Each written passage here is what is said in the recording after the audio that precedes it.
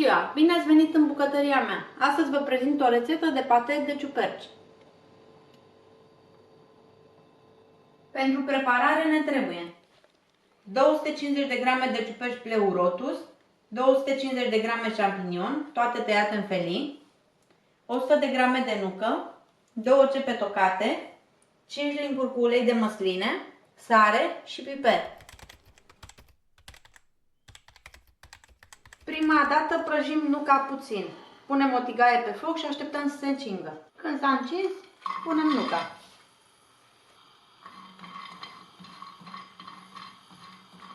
O lăsăm până se rumenește foarte puțin.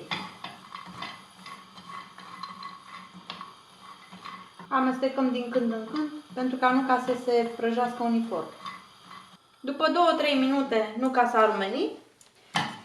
Stingem focul și o punem înapoi în bol. O lăsăm să se răcească complet. Am pus o tigaie adâncă pe foc în care punem uleiul. Așteptăm să se încingă. Când s-a încins, adăugăm ceapa. Peste ceapă punem o linguriță cu sare și piper proaspăt măcinat. Cam o linguriță.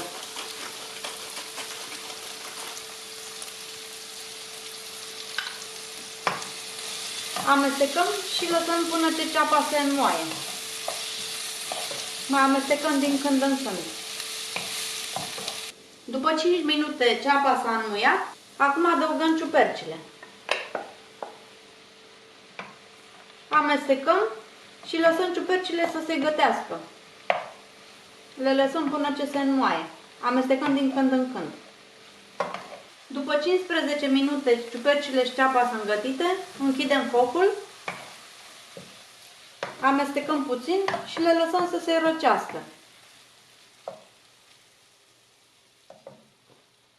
Punem nucile într-un blender și le mărunțim fin.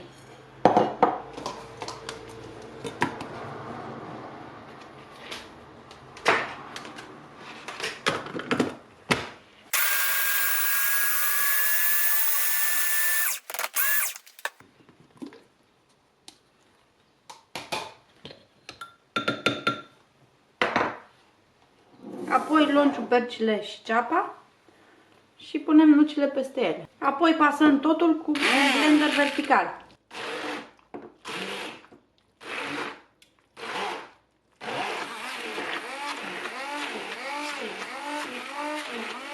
Când am ajuns la consistența dorită, oprim blenderul, potrivim gustul de sare și piper.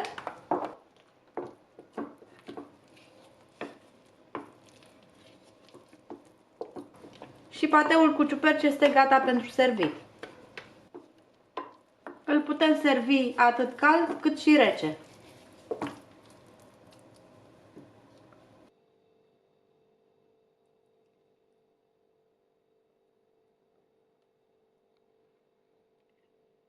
Dacă v-a plăcut rețeta, vă invit să vă abonați la canalul meu de YouTube și să dați un like.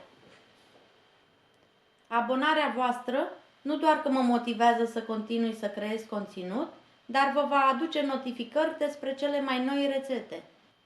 Vă mulțumesc și vă doresc o zi minunată!